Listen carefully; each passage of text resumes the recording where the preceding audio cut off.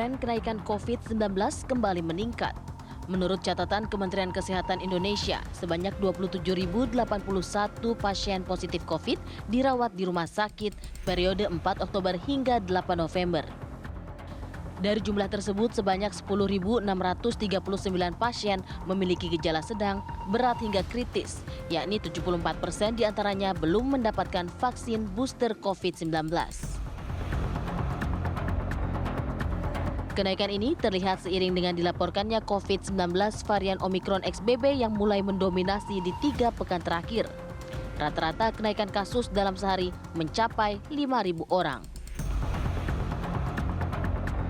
Menteri Kesehatan Budi Gunadi Sadikin juga memprediksi puncak gelombang Omicron XBB di Indonesia terjadi pada Desember 2022 atau paling lambat awal Januari 2023.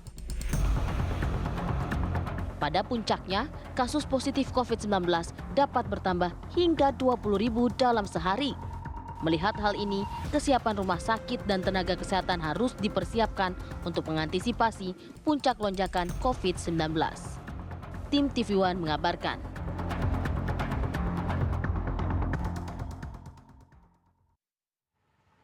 Ya, hal ini menarik untuk kita sampaikan, untuk kita bahas, mengingat penting juga karena ini sudah menuju ke akhir pekan. Belum lagi kita juga sudah menuju ke akhir tahun. Itu dia yang cukup penting, di mana nanti jangan sampai kemudian aktivitas berlibur kita memanfaatkan akhir tahun kita justru malah berdampak hal-hal yang negatif. Mau pemirsa, agenda liburan akhir tahunnya udah dibatalkan lagi karena event-event sudah dilarang lagi. Nah itu mau dia, enggak? jangan sampai justru malah udah beli tiket, justru isoman di rumah atau justru berobat ke rumah sakit. Bukan aku takutin, tapi ini fakta kan? Ini fakta benar, karena dari hari ke hari angka penambahan COVID-19 sudah mencapai 6.000 ya? 5.000 hingga 6.000 ya? Betul. Bahkan sudah 6.000. Jadi apa sebenarnya persiapan dari sejumlah rumah sakit dan juga tenaga kesehatan, bagaimana juga kemudian kita bisa mengantisipasi hal ini, sudah terhubung bersama kami, bahkan sudah ada di samping saya juga sudah ada Dr. Tri Yunis Miko Wahyono, Kepala Departemen Epidemiologi Fakultas Universitas Indonesia. Kesehatan Masyarakat Universitas Indonesia. Assalamualaikum, selamat pagi. Selamat pagi, assalamualaikum. Ya, dan juga sudah terhubung bersama kami ada Dr. Agus Dwi Susanto. Ini selaku Direktur Utama dari Rumah Sakit Umum Persahabatan ya. Beliau ini juga sekaligus Ketua Perhimpunan Dokter Paru Indonesia. Selamat pagi, Dr. Agus. Selamat pagi, Mas Arif dan Pak. Ya. Pagi. Ya, pagi, Dr. Agus. Ada Dr. Miko juga di studio. Baik, Dr. Agus, mungkin bisa dijelaskan terlebih dahulu, betul tidak sih ini kemudian terlihat dirasakan juga di Rumah Sakit Umum Persahabatan? Ada lonjakan kasus COVID di sana? Ya, kalau kita lihat dalam 1 minggu terakhir ini, memang data BOR untuk pasien COVID kami mengalami peningkatan ya. Rata-rata sebelumnya itu sekitar 2-3% dari seluruh kapasitas rumah sakit yang hampir 400. Jadi rata-rata tuh dulu sekitar 5-10 pasien lah. Tapi 1 minggu ini terjadi peningkatan secara pelan-pelan. Kemarin tuh sekitar 6%, 2 hari yang lalu sekitar 5%, dan hari ini tadi pagi laporannya adalah 8% dari BOR kami untuk pasien COVID, atau sekitar 33 pasien yang dirawat di RSUP Persahabatan. Dan ini juga dirasakan di rumah sakit lain, Dr. Agus? Berdasarkan informasi dari Perhimpunan Dokter Paru mungkin. Iya. Oke, ya. Memang dari teman-teman sejawat kami, dokter paru di berbagai wilayah, itu juga melaporkan bahwa pasien-pasien sudah ada peningkatan perawatan ya. Dari yang sebelumnya sudah nggak ngerawat, kemudian sekarang mulai merawat lagi 5 pasien, 7 pasien, 10 pasien ya. Jadi sudah ada peningkatan pelan-pelan dari pasien-pasien yang dirawat tersebut di masing-masing rumah sakit tempat sejawat paru kerja. Dokter Agus, rata-rata mereka yang menjalani perawatan ini dengan gejala seperti apa, Dok? Ya, kalau yang dilihat selama 1 minggu terakhir ini, umumnya gejala yang dirasakan adalah gejala yang ringan ya, ringan sampai sedang ya.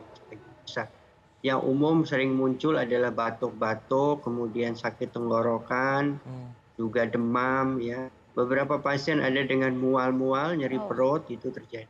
Ya, sakit kepala. Ya. Nah, itu yang paling sering yang dirawat di pasien di rumah sakit. Dari interogasi ya tenaga medis kita, Khususnya di Rumah Sakit Persahabatan atau mungkin dari beberapa rumah sakit di mana informasi masuk juga melalui Perhimpunan Dokter Paru. Apa kegiatan yang mereka lakukan para pasien ini? Ya, pada umumnya mereka beraktivitas seperti biasa ya. Memang beberapa yang positif baru pulang dari luar kota atau ada juga yang dari luar negeri ya. Tapi sebagian besar itu melakukan aktivitas seperti biasa. Seperti ke mall, kemudian sekolah, kemudian ada juga yang bekerja seperti biasa. Tapi memang kalau dilihat protokol kesehatannya itu mulai kendor ya.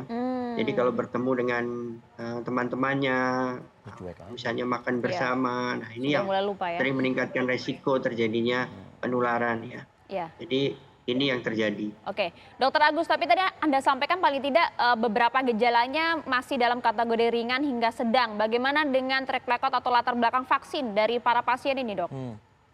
Oh iya, memang sih kita lihat datanya, vaksin yang pertama sebagian besar sih sudah menjalani vaksin ya. Walaupun ada juga yang terutama yang pasien-pasien dengan komorbid atau usia lanjut, vaksin dengan beberapa tidak vaksin. Vaksin pertama 2 atau booster ini, Dok? Vaksin pertama itu juga ada yang belum ya. Kemudian vaksin yang memang booster itu yang cukup banyak, yang belum booster itu cukup tinggi rata-rata. Jadi vaksin 1, 2 sudah, tapi booster yang sebagian besar pasien yang dirawat itu memang belum booster ya. Mungkin bisa sampai 50-60% lah dia yang belum booster yang dirawat ya. Oke, saya ke dokter. Dok, saya geser ke dokter Miko dulu ya. Dokter Miko, ini data salah satunya dari Rumah Sakit Persahabatan yang tadi juga disampaikan juga data dari Perhimpunan Dokter Paru Indonesia. Catatan dokter Miko deh. Ya, jadi XBB itu pernah menjadi wabah besar di Singapura. Seharusnya kita belajar dari Singapura. Jadi di Singapura sebulan yang lalu lebih bahkan begitu telah terjadi wabah besar XBB, kemudian banyak pasien yang dirawat, banyak pasien yang severe, tapi banyaknya itu relatif ya.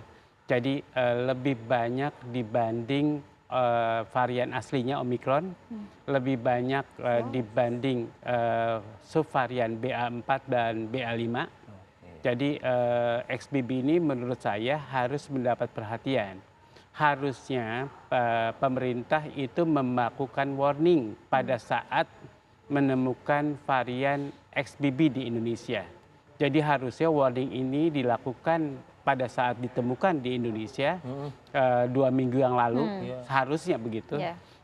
Harusnya tadi yang ditakutkan oleh Dokter Agus bahwa masyarakat itu sudah mulai tidak peduli terhadap protokol kesehatan, baik itu pada waktu BA4, BA.5 itu udah sempat ya dirasakan. Sudah meningkat, tapi kan semua masyarakat tidak peduli. Tapi yang XBB ini pemerintah harus peduli dan masyarakat harus peduli. Dokter Miko mengatakan harus ada catatan garis bawah. Penyebarannya bagaimana?